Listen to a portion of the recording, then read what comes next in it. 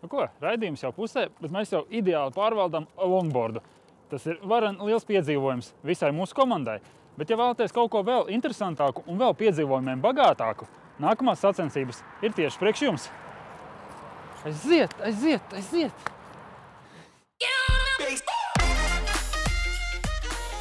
You know what I'm saying?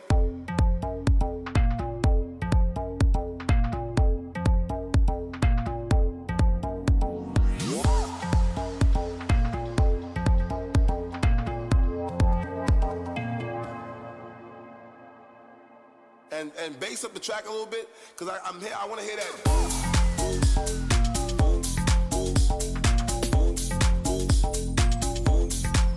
You know what I'm saying? Pieķerts sportojot iepriekšējās epizodēs stāstījām par velosacensībām, par skriešanas seriāliem, par orientēšanos un arī par laivošanu. Bet tagad ir tādas sacensības, kur tas viss ir kopā apvienots un ir īsts piedzīvojums, un nevēlta viņām nosaukums X-Race. Tātad pastāstiet, kas tās X-Race sacensības tādas ir?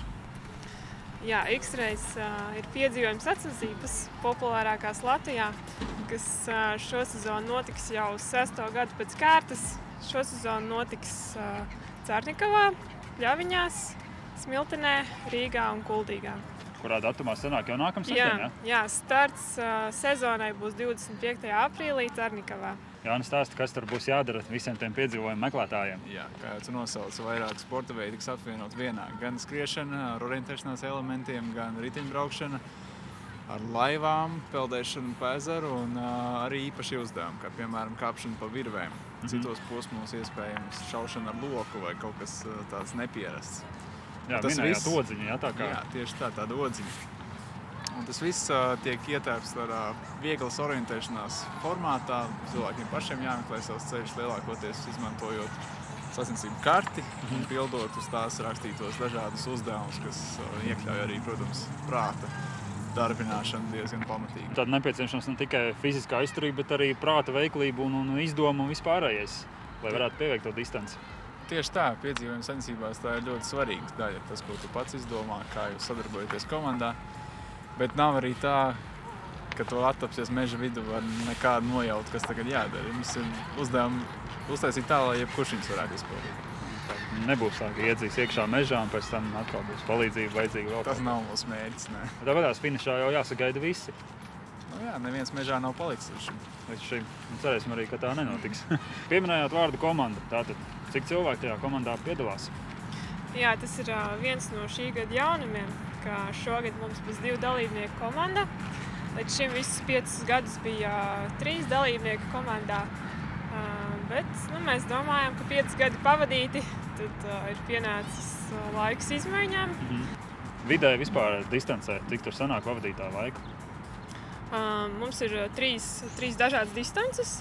Ir sporta klase, kur kontrola laiks gan ir 8 stundas, bet uzvarētāji finišē 5 stundās. Tā ir tāda izturībnieku distance.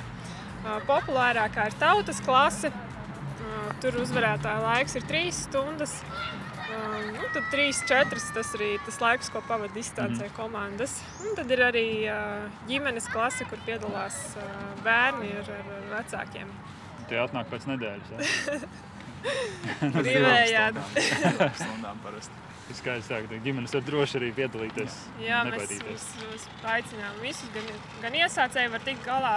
Nav obligāti jāprot super labi orientēties. Mierīgi var arī cilvēks, kurš apmēram saprot karti. Mēs cenšamies distanci tā sabalansēt, ka ir daži kilometri skriešus, daži ar riteni. Un tad visu laiku tās pārmaiņas ir tādas, ka organismam viņš nemaz nenogurst. Jāni, pasaki, kas ir vēl tāds nepieciešams tiem dalībniekiem, lai viņi tiešām nāktu tāds uzmundrinājums, aicinājums?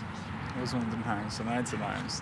Es aicinātu visus, kas ir sportiski, kas meklē arvien jaunas izaicinājumus dzīvē, piedalīties X-Race piedzīvojuma sacensībās šajā sezonā un turpmāk. Jā, piedzīvojuma kāri ir ne tikai Pieķerta sportojot komanda un X-Race radošā komanda un organizatori, bet arī mūsu skatītāji. Tā ka metieties izaicinājumā, gluži tā kā viņi, gluži tā kā mēs, un piedalieties X-Race'ā, vai ne? Jā. Un cīnieties par balvām. Varbūt izdosies. Because I'm here, I want to hear that.